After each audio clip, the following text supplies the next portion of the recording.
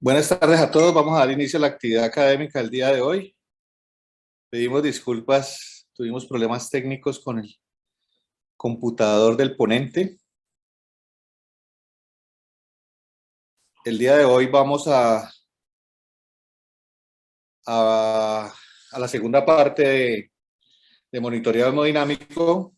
Ya habíamos hablado el jueves pasado el tema de valoración de la precarga. En esta oportunidad vamos a ver los métodos de estimación del gasto cardíaco en el paciente crítico. Vamos a pasar inicialmente, como hicimos la vez pasada, por un recuento fisiológico de los determinantes del gasto cardíaco.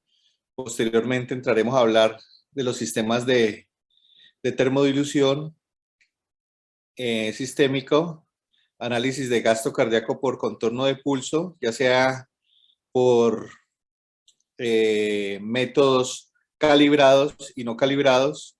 Posteriormente, la estimación del gasto cardíaco ecográficamente.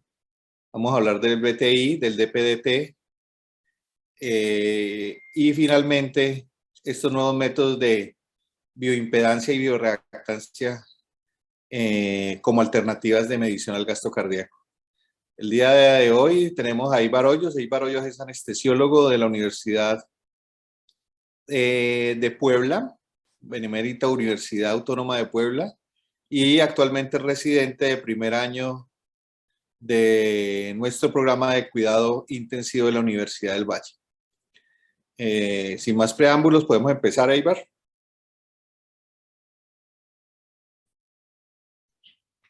Perfecto, profe, muchas gracias.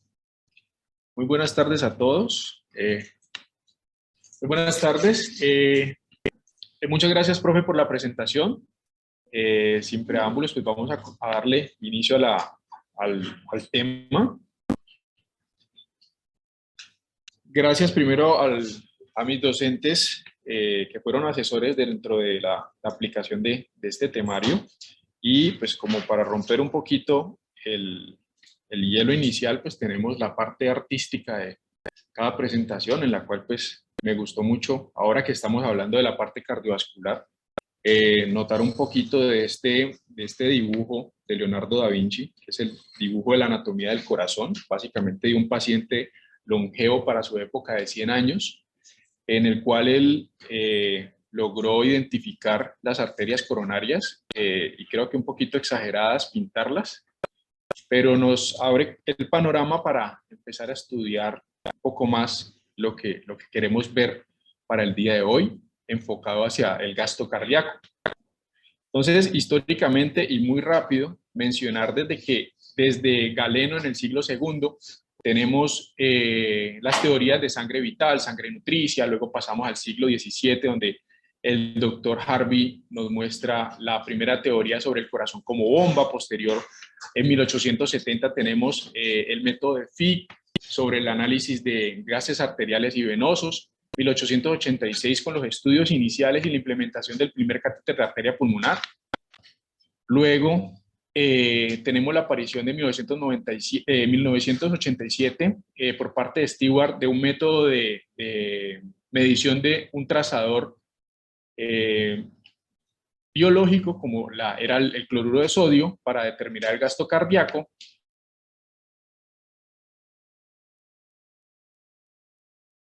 En 1954, Fliegen moción. En 1970, el doctor Jeremy Swans y William Gans implementan el catéter de flotabilidad de Swan-Ganz por sus apellidos. Y para los años 2000 empezamos a tener el boom de los análisis de contorno de onda de pulso. Para el 2010 aparece la ultrasonografía tomando gran fuerza sobre la evaluación cardiovascular del paciente. Entonces vamos a hablar un poco de anatomía, los determinantes del gasto cardíaco, los métodos de evaluación de gasto cardíaco, por qué el uso del ultrasonido y algunos puntos para llevar a casa. Dentro de la anatomía rápidamente vemos que la célula muscular pues tiene su aparato contráctil, que es lo que básicamente vamos a estudiar en este momento, que nos va a generar una fuerza contráctil a partir de la integración de actina, miosina, tropomiosina y troponina, y esto nos relacionado desde el punto de vista celular al punto de vista anatómico, fisiológico, en relación a las cavidades cardíacas, las cavidades derechas de un volumen o grosor mucho menor que las cavidades izquierdas, manejando presiones mucho más bajas que las cavidades izquierdas, pero importante en este punto es la orientación de las fibras miocárdicas a medida que el grosor del miocardio se va hacia la parte interna. Entonces, desde el epicardio, las fibras miocárdicas son más horizontales, se hacen oblicuas y posteriormente vuelven a ser verticales hacia el endocardio. Y esto es muy importante porque le genera la fuerza contráctil en rotación a los ventrículos. Entonces, vamos a ver los determinantes del gasto cardíaco. Lo vimos en la clase anterior, pues lo vamos a pasar muy rápido, pero para recordar, porque es importante tener en cuenta. En el ciclo cardíaco vamos a ver que los gráficos van a estar en una relación de dos variables, la variable de volumen y la variable de presión.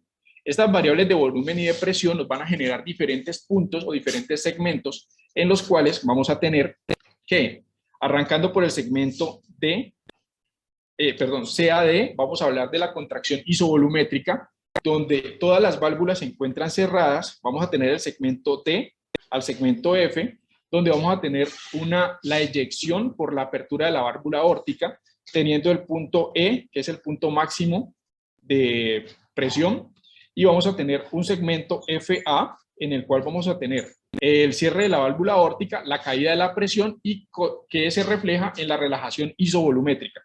Y por último el segmento AC, en el cual tenemos el llenado rápido, el llenado ventricular. El llenado ventricular se divide en el punto AB, que es el llenado rápido, y el punto BC, que es el llenado lento, y al final el punto donde vamos a tener la patada auricular.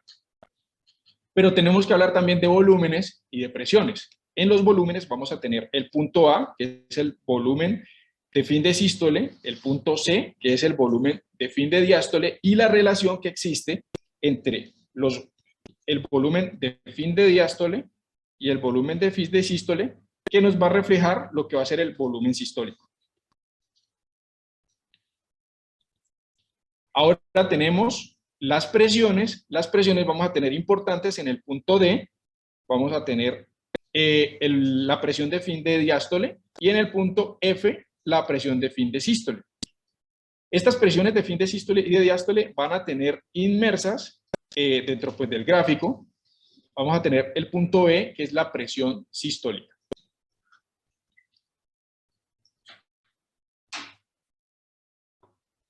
Entonces, ¿por qué es importante tener en cuenta el ciclo cardíaco? Porque nos va a permitir evaluar dos conceptos importantes, y esos conceptos importantes van a ser la distensibilidad y la elastancia. La distensibilidad, entendido, ambas, tanto distensibilidad como elastancia, entendidas como un reflejo de tensión. Ese reflejo de tensión en distensibilidad lo vamos a tener que es un reflejo de distensión hacia la fibra en su estado de reposo o relajación, y elastancia hacia un estado de contracción o de rigidez.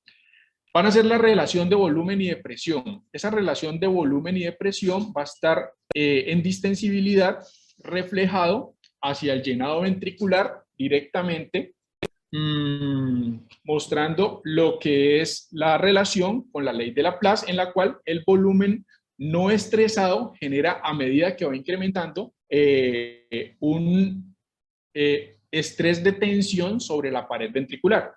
En este punto, lo que vamos a reflejar son sistemas venosos, y esta ley de Laplace lo que nos refleja es la tensión de la pared ventricular. Esa tensión de la pared ventricular vamos a tener que va a ser igual a la presión por el radio sobre 2 veces el espesor de la pared del ventrículo. Importante tener en cuenta de que esta distensibilidad, a medida que hay movimiento en el volumen y actividad de presión, va a generar se va a producir o un incremento o una disminución, pero en el ciclo cardíaco como tal, vamos a tener que en la sístole hay desde una distensibilidad relativamente baja, vamos a tener un incremento, perdón, una disminución de esa distensibilidad porque en sístole el ventrículo se contrae y se pone mucho más tenso y rígido. Y en diástole, luego de que el ventrículo está contraído completamente, viene el proceso de relajación y esa relajación produce una disminución de la tensión de la pared y mejora la distensibilidad. Ahora, desde el punto de vista de la elastancia, también lo reflejamos como el punto de máxima tensión o de mayor tensión al momento de la sístole ventricular, y esto refleja la actividad sobre el sistema arterial. El siguiente punto para tener en cuenta es la precarga. ¿Y qué es la precarga? Básicamente reflejado en la ley de Frank-Starling, vamos a tener que la precarga es la relación de dos volúmenes, el volumen de fin de diástole y el volumen sistólico. El volumen de fin de diástole reflejado en la parte inferior y el volumen sistólico reflejado en la parte superior. ¿Esto qué nos va a denotar? Que la tensión de la sarcómera, como lo podemos ver aquí en cada uno de los gráficos, la tensión ejercida a nivel de dos sarcómeras. Esos puntos de relación entre las sarcómeras, vamos a ver que a medida que incrementa la longitud de la sarcómera, vamos a ver cómo la tensión se va incrementando. Esa tensión se incrementa hasta un punto límite que va a estar reflejado sobre lo que es la zona de precarga independiente. A medida que la sarcómera se va distendiendo, va teniendo mayor tensión, eso va a reflejar un incremento del volumen sistólico y lo vemos en la gráfica que tenemos al lado izquierdo. Las dos sarcómeras van aumentando su distancia hasta un punto límite. Ese punto límite de tensión va a estar reflejado al punto de mayor fuerza contráctil y reflejado en el punto de respuesta a ese estímulo de longitud. Pero a medida que la sarcómera se sigue dilatando, se sigue distendiendo, llega un punto de alteración de la unión contráctil y esa alteración de la unión contráctil limita la posibilidad de fuerza contráctil y desde este punto pues ya vemos una alteración de la función contráctil como tal con respecto a la precarga.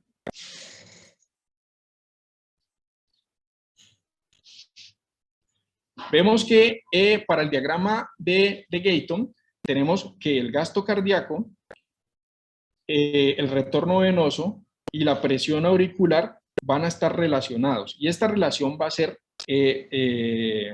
con respecto principalmente a los estímulos en el retorno venoso.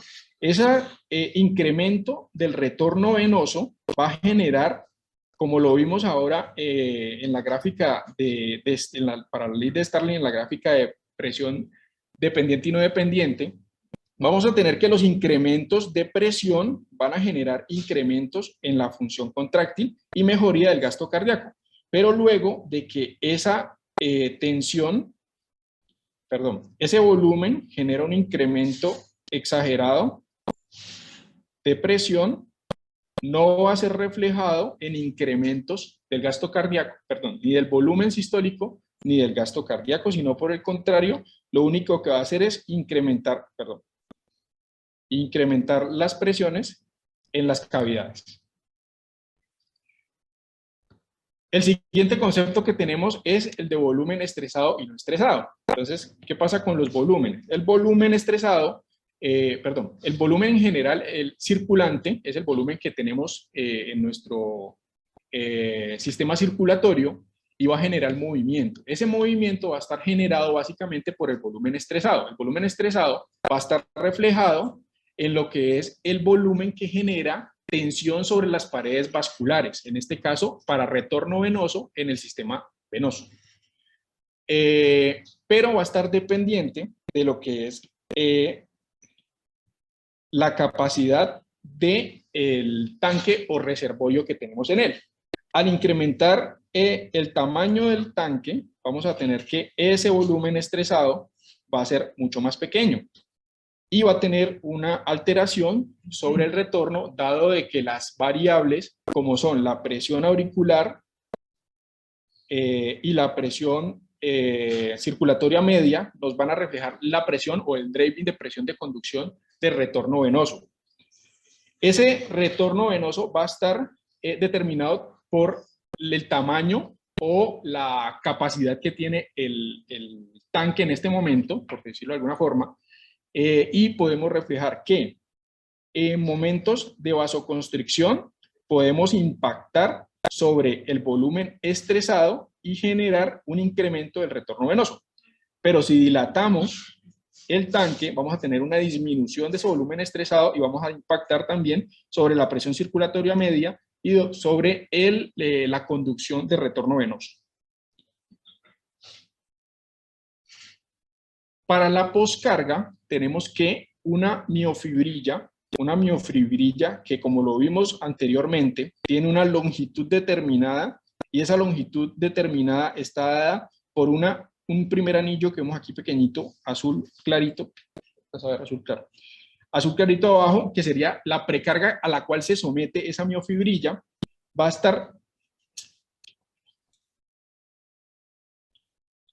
estar en su longitud máxima y vamos a tener un tope de longitud. Ese tope de longitud nos va a permitir que esa miofibrilla no se sobredistienda.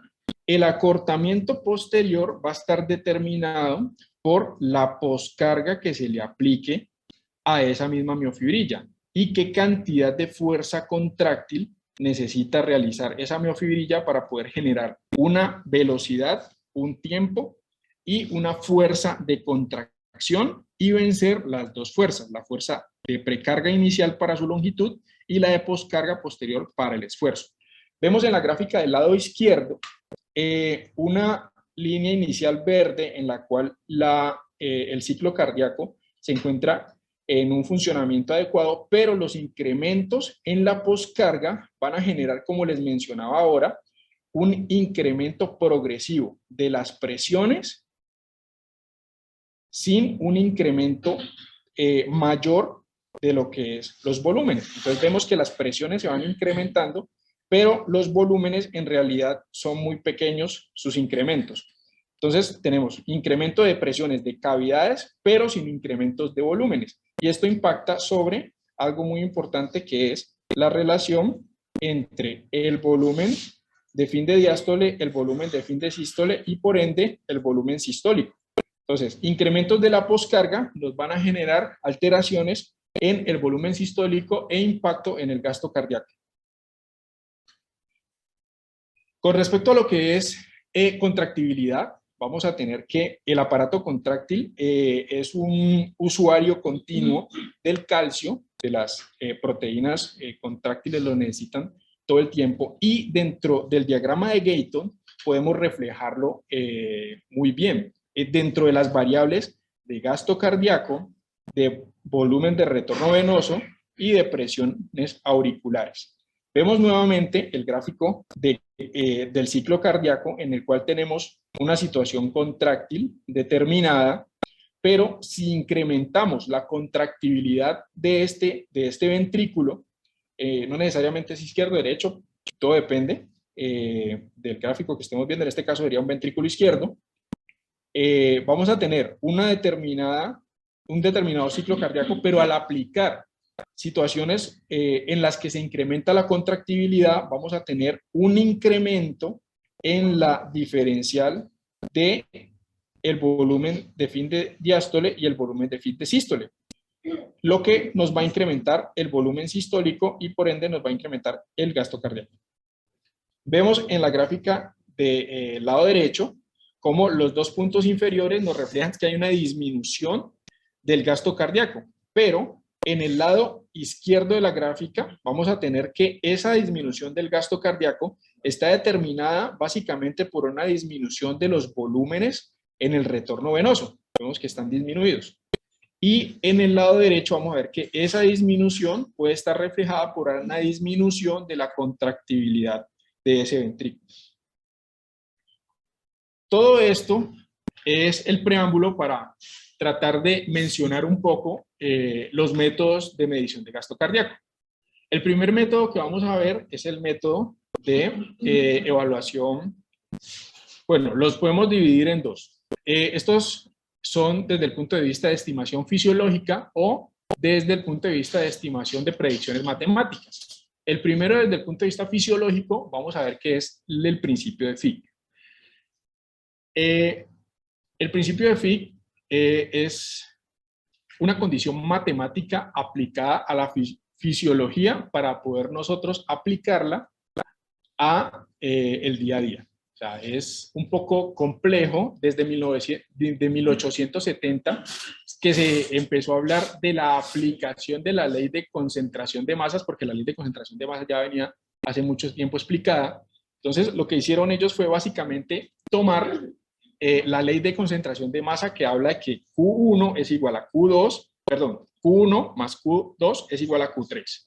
Entonces, ¿qué pasa? Q1 lo vamos a tener en el gráfico de la izquierda reflejado como el flujo arterial pulmonar, Q2 como el consumo de oxígeno y Q3 como el flujo o presión de oxígeno venoso pulmonar.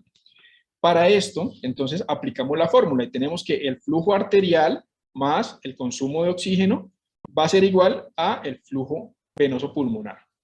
Entonces, despejando esta fórmula, despejándola desde el punto de vista de flujos y agrupando primero los flujos, despejando los flujos, vamos a tener que nos queda la fórmula de el consumo de oxígeno va a ser igual a la diferencial de, al gasto cardíaco va a ser igual al diferencial de el contenido arterial menos el contenido venoso de oxígeno sobre, bueno, lo dije al revés. El consumo de oxígeno va a ser, ya me enredé. El gasto cardíaco va a ser igual a el consumo de oxígeno sobre el diferencial de los contenidos arteriales y venosos de oxígeno. Y tiene una limitante la realización del método de Fick y es la obtención del consumo metabólico de oxígeno. El consumo metabólico de oxígeno lo mencionaban como obtenerlo a partir de calorimetría y esa calorimetría aplicarla a la fórmula. Pero pues es difícil obtener la realización por calorimetría. Entonces, lo que se hace es aplicar la fórmula, aplicar la fórmula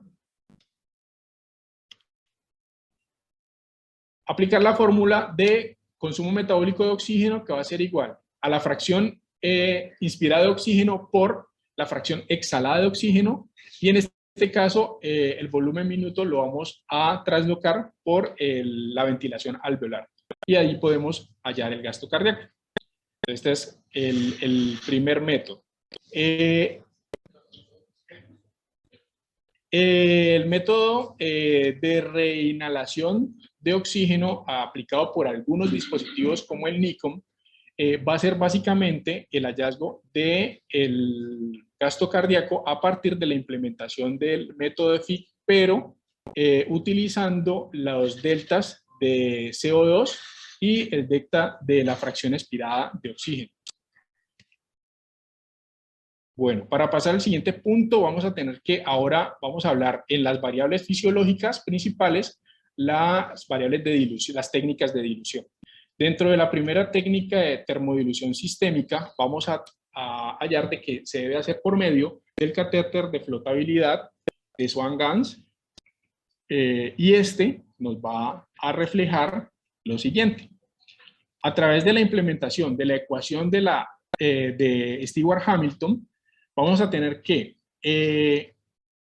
la concentración de una determinada sustancia va a ser igual a las velocidades de flujo con respecto a los tiempos de muestreo obtenidos, y es la ecuación que tenemos en la parte inferior.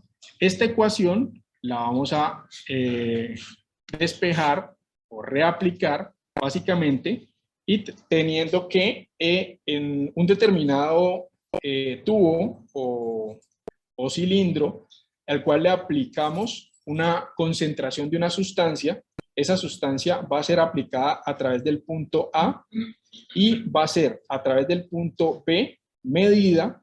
En este caso, ellos hablan de concentración de sustancia. Nosotros lo que utilizamos es una alteración o un cambio sobre la temperatura que se aplica. Vamos a tener que esos cambios van a reflejar un cambio sobre el flujo, y ese flujo va a ser determinado a través de la concentración con respecto al tiempo. Esa concentración con respecto al tiempo y esa velocidad de flujo lo que nos va a reflejar es un muestreo continuo a través del tiempo, y nos va a generar un área bajo la curva determinada porque la concentración de la sustancia que se aplica o la temperatura que se aplica, como es constante, quiere decir que a medida de que va pasando el tiempo, las mediciones van a obtener el total de esa o sustancia o temperatura adicional aplicada.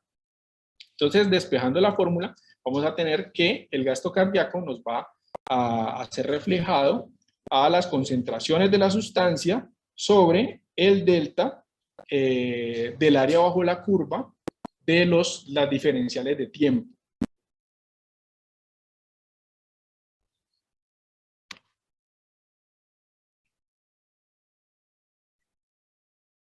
Bueno, ahora para hablar de, esa era termodilución sistémica. Ahora termodilución transpulmonar, vamos a tener que algunos dispositivos como el sistema PICO, el sistema EB1000 por medio de su transductor Bolon-View, nos van a permitir hacer lo que se denomina dilución transpulmonar.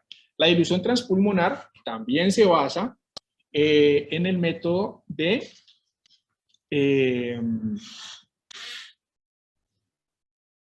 evaluación de muestreo dual. Esa evaluación de muestreo dual va a utilizar dos catéteres. El catéter central en una vía superior, que principalmente puede ser vena yugular o vena subclavia, y un catéter femoral. Vamos a tener que nos va a permitir determinar los muestreos que necesitamos para hallar las constantes a evaluar. ¿Cuál es el primer punto que tenemos que evaluar para todas las variables que nos van a dar estos dispositivos? Es el volumen térmico intratorácico. Cuando aplicamos la solución fría, como lo mencionamos ahora en termodilución sistémica, en este caso, la termodilución transpulmonar va a generar un área bajo la curva un poco más extensa, un poco más larga. Y los determinantes del volumen térmico intratorácico van a ser dos. Van a ser el tiempo de tránsito medio, el cual va a ser el tiempo en el cual tarda llegar a la mitad de la temperatura, la cual se midió inicialmente por el inductor. Y el tiempo dependiente es el cual nos permite definir cuánto se demora la temperatura nuevamente en llegar a la línea de base. Los dispositivos tienen unos rangos de medida porcentuales sobre esas áreas bajo la curva, en los cuales para el tiempo dependiente los van a censar alrededor del 85% del área bajo la curva y el 45% de esa misma área. Y el tiempo de tránsito medio nos va a evaluar desde el momento en que inyectamos el fluido frío hasta ese tiempo en el cual se completó la mitad del pico inicial. ¿Por qué es importante entonces el volumen térmico intratorácico y cómo lo vamos a obtener? Entonces lo obtenemos a través de la misma ecuación de Stewart-Hamilton. El dispositivo lo realiza, obtiene el gasto cardíaco y nos permite tener el tiempo de tránsito medio. Ese tiempo de tránsito medio por el gasto cardíaco nos va a determinar el volumen térmico transtorácico. Entonces, ya tenemos el volumen térmico transtorácico, ¿para qué nos va a servir? Entonces, dentro de la siguiente, el siguiente gráfico vamos a ver que ya tenemos este volumen térmico transtorácico, entonces, que viene de el tiempo de tránsito medio y del tiempo dependiente, pero nos falta todavía una variable. Esa variable va a ser el volumen térmico pulmonar. Ese volumen térmico pulmonar va a estar dado por el gasto cardíaco por el tiempo dependiente. Entonces, ¿qué nos va a permitir hacer? Tanto el volumen térmico intratorácico como el volumen térmico pulmonar, hallar el volumen global del diastólico. Este volumen global de fin de diástole, que es igual a el volumen térmico intratorácico menos el volumen térmico pulmonar. ¿Para qué nos sirve este volumen diastólico global? Nos sirve para medir lo que va a ser el volumen de sangre intratorácica total. Ese volumen de sangre intratorácica total, que es el volumen diastólico global final por una constante que es 1.25. ¿Y esto qué nos va a permitir realizar? El hallazgo del agua pulmonar extravascular, que es igual a el volumen de sangre intratorácica menos el volumen térmico transpulmonar, intratorácico. El dispositivo nos da muchas variables y esas variables nos van a permitir orientar y definir cuál es la terapéutica adecuada para el paciente.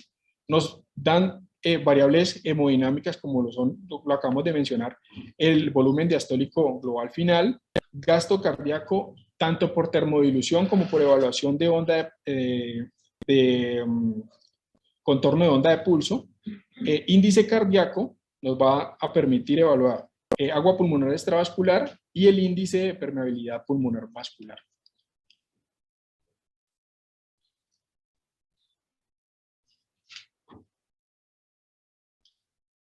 Bueno, dentro de las variables que tenemos para evaluar el gasto cardíaco fisiológicas, ahora tenemos las variables por ecografía Doppler. Por ecografía podemos evaluar la funcionalidad o el performance cardíaco de forma lineal a través de las fracciones de acortamiento, de forma planimétrica o volumétrica a partir de los métodos de Simpson o métodos de Simpson modificados y a partir de las mediciones Doppler. Las mediciones Doppler tenemos la medición del BTI y la medición de los deltas de presión y delta sobre el delta de tiempo. Entonces vamos a ver primero el BTI.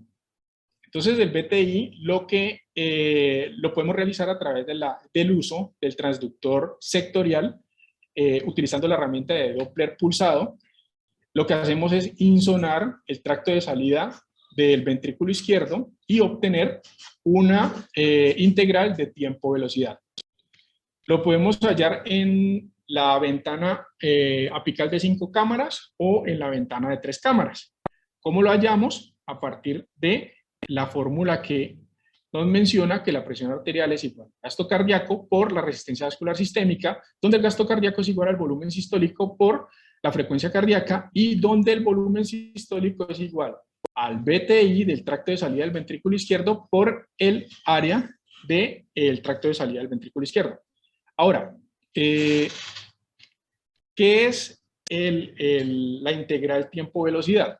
En este gráfico podemos ver que a través del tiempo y las variables tiempo y velocidad vamos a tener que se grafica una curva. Esa curva, el dispositivo lo que va a generar es un desglose de ella a partir del rellenado con unos pequeños rectángulos o cilindros, cilindros en los cuales va luego a ponerlos longitudinalmente uno tras otro y nos va a permitir orientar y detectar, o mejor, más bien, integrar las dos variables, tanto el tiempo como la velocidad en una sola. Desde este punto de vista, vamos a tener que el área de una circunferencia, o un cilindro en este caso, va a ser igual a pi por el radio al cuadrado, pero el radio lo podemos desglosar por el área. Desafortunadamente, el área en las mediciones ecográficas la debemos tomar a través de una ventana para externar en eje largo, en este punto, y las mediciones interoperador tienden a ser muy variables, pero los grupos grandes que han realizado estudios ecocardiográficos, tanto para la Sociedad Europea como para la Sociedad Americana de Cardiología y Ecocardiografía, han visto que la media general de esa área son de 20 milímetros. Entonces, esos 20 milímetros nos van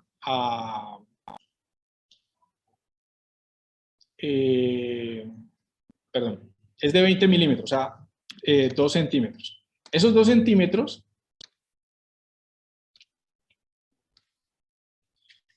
centímetros, si lo cambiamos en la fórmula, vamos a tener que 2 sobre 2 elevado al cuadrado, pues se va a cancelar.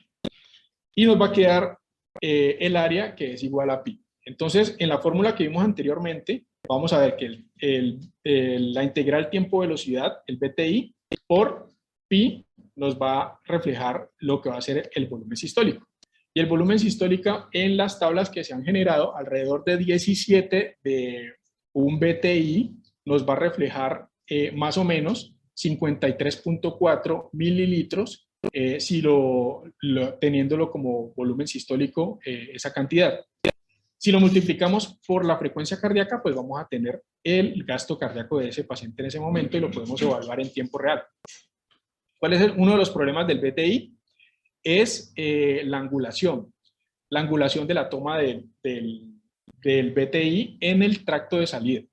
Esa angulación nos va a generar una infraestimación a partir de que se incrementa esa angulación.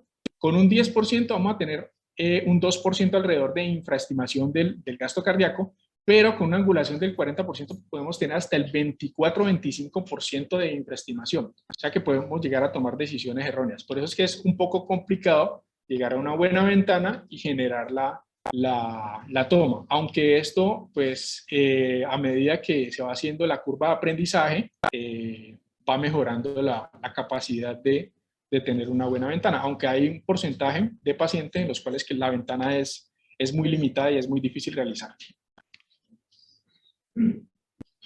El siguiente punto que tenemos para evaluar desde el punto de vista ecográfico son los deltas de presión y delta tiempo, en este caso el DPDT. Esta herramienta es una herramienta Doppler que se viene utilizando, es una herramienta de Doppler diferente al BTI, que es por Doppler pulsado. Esta es por Doppler continuo, en la cual lo que vamos a hallar es, a través de la ventana de 4 o de 5 cámaras, vamos a evaluar los flujos, 2 flujos, muestra la teoría que son 2 flujos, el flujo de eyección aórtico y el flujo de llenado mitral. Pero principalmente lo que se realiza el insonado es en el área de regurgitación de insuficiencia mitral. Esa regurgitación en el área de insuficiencia mitral se va a insonar en un momento determinado. Y ese momento determinado va a ser en la contracción isovolumétrica. Esa contracción isovolumétrica va a ser, pues, determinada en el momento de el cierre de la válvula mitral previo a la apertura de la válvula aórtica. En ese momento se realiza. ¿Cómo se hace? Se insona en ese momento en la válvula mitral el jet de regurgitación, y lo que hace el sistema es generar un muestreo por intervalos entre 5 y 10 milisegundos para poder realizar esta gráfica en el Doppler continuo. ¿Qué hace? A través de la ecuación de Bernoulli modificada, lo que va a hacer es transformar esas velocidades a presiones. Al transformar esas velocidades a presiones, nos va a dar una presión determinada y esa presión determinada mencionan que debe ser mayor a 600 milímetros de mercurio por segundo, que es acorde con un ventrículo funcional. Cuando está por debajo de 600 hasta 400, puede haber una alteración de la función contráctil, y cuando está por debajo de 400 ya tenemos una determinada franca falla en la contractibilidad. Esta forma de realizar la medición del gasto cardíaco también se puede realizar de una forma modificada. Lo realizó el doctor Bargaghi por el método simplificado. Este método simplificado lo que hace es tomar el muestreo, pero a partir de 2 puntos específicos, y hacer un delta. Ese punto específicos van a ser en el tiempo del primer metro por segundo y del tercer metro por segundo. En ese momento, lo que se realiza es una medición. En el primer metro por segundo equivaldría alrededor de 4 milímetros de mercurio, y en el tercer metro por segundo alrededor de 36 milímetros de mercurio, que eso equivaldría a una resta de 32 milímetros de mercurio. Lo que hace es contraponerlo con respecto al tiempo. ¿Qué tanto se demora en tiempo en realizar este ascenso o ese cambio de presiones? Y de esa misma forma, pues lo que hace es el software generarnos la presión determinada, y se denomina como el DPDT medio. Y ese DPDT medio es muy diferente a lo que evaluamos normalmente como fracción de eyección, pero se considera como un periodo preeyectivo.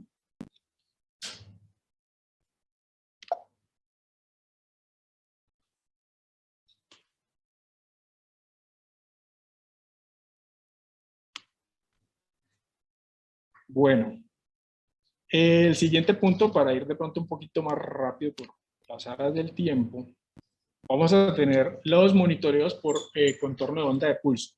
Básicamente lo que hacen es tener relación con algo que viene en la siguiente diapositiva, pero quería mostrarles esto porque los dispositivos, los transductores de ondas arteriales, lo que van a hacer es censar y medir las áreas de estas ondas. Dependiendo del dispositivo vamos a tener qué tipo de área va a evaluar. El FlowTrack, el PICO o el sistema LiDCO, cada uno tiene una fórmula determinada, pero con unas constantes que son variables. Y esas constantes variables lo que permiten es evaluar y definir al final el gasto cardíaco.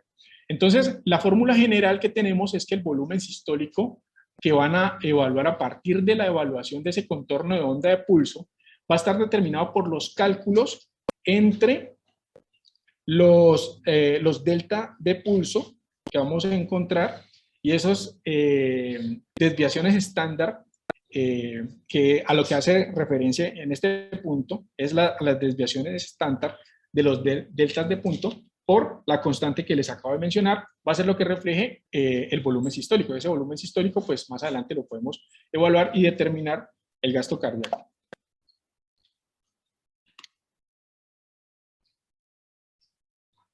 La interrelación o la dependencia, para pasarla la verdad muy rápido, interdependencia corazón-pulmón, en la cual tenemos un paciente en ventilación espontánea. En ventilación espontánea, recuerdes que hacemos inspiración a través de cambios de presión negativa generados por nuestro aparato muscular contráctil, y esto ejerce unas alteraciones sobre cavidades derechas, sobre cavidades izquierdas. Asimismo, se presentan estos cambios con respecto a la ventilación mecánica. Estos cambios en ventilación mecánica lo que al final nos van a reflejar son cambios en los llenados y en los componentes de la onda de pulso que venimos evaluando.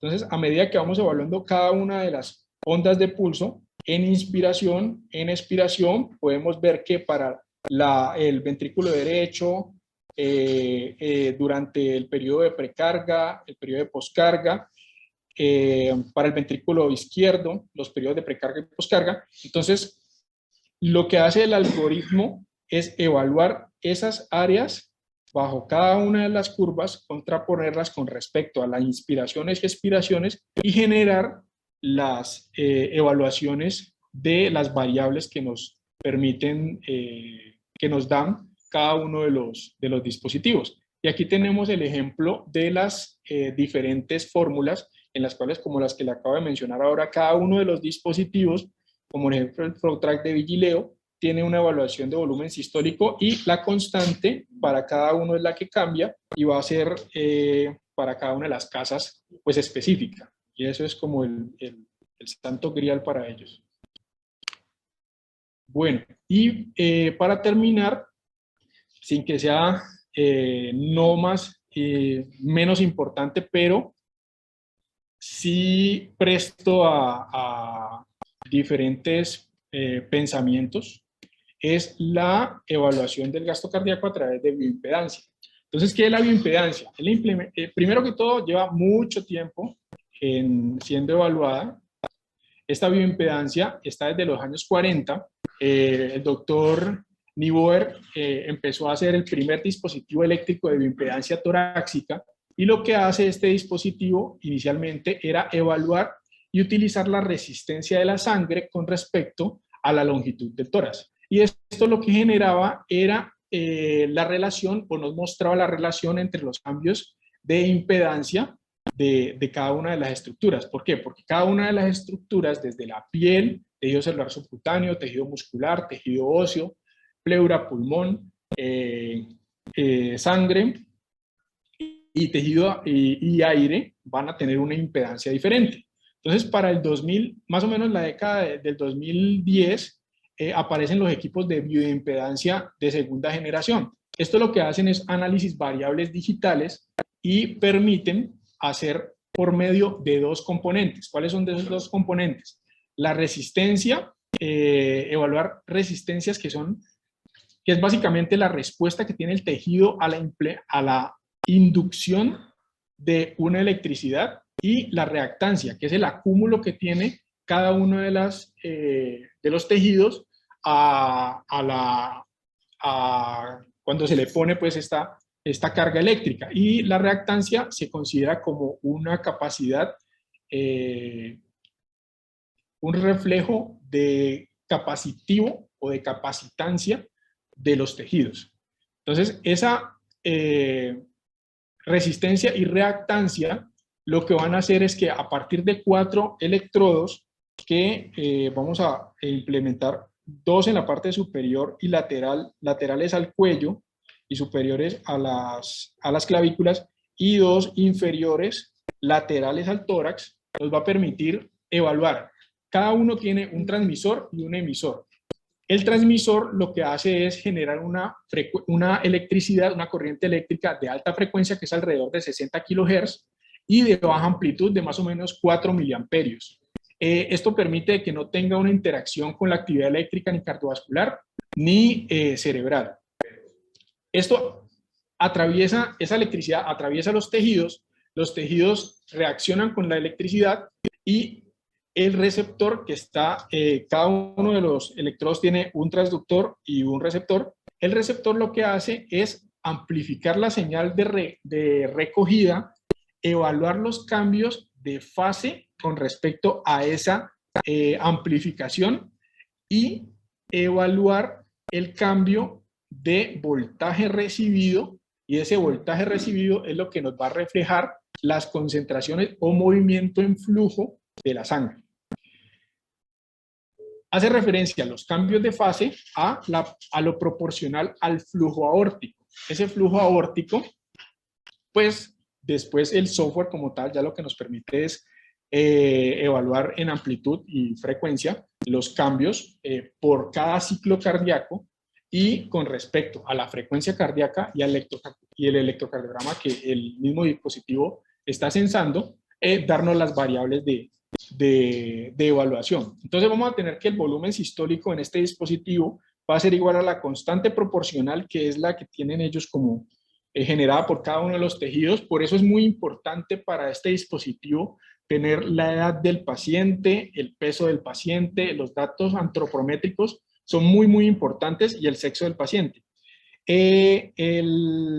La variable BET es el tiempo de eyección ventricular y la diferencial de deltas va a ser con respecto a los cambios de fase que estábamos mencionando ahora.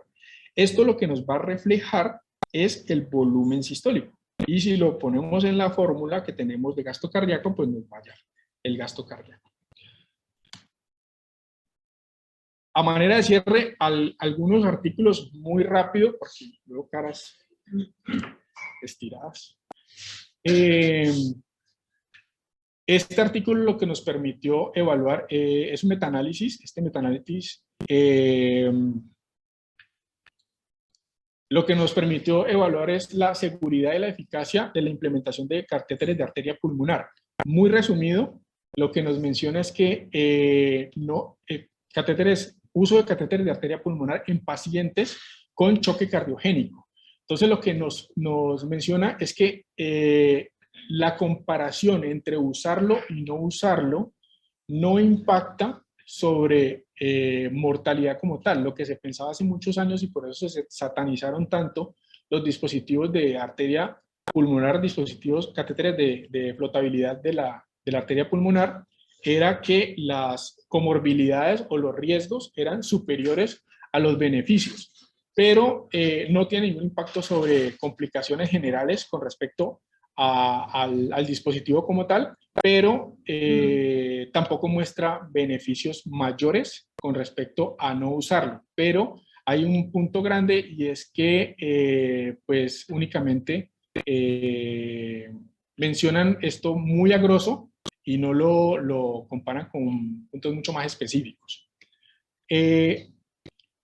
Este otro artículo habla sobre la medición de los efectos hemodinámicos del monitoreo con los dispositivos de contorno de arteria pulmonar, con los dispositivos de contorno de onda de pulso, y lo que menciona al final es que tener un dispositivo que evalúe y monitorice el contorno de onda es mucho mejor que no tener ninguno, pero hay que tener en cuenta de que las variables deben ser ajustadas para cada uno de los pacientes sin perder la orientación de qué es lo que estás buscando como tal.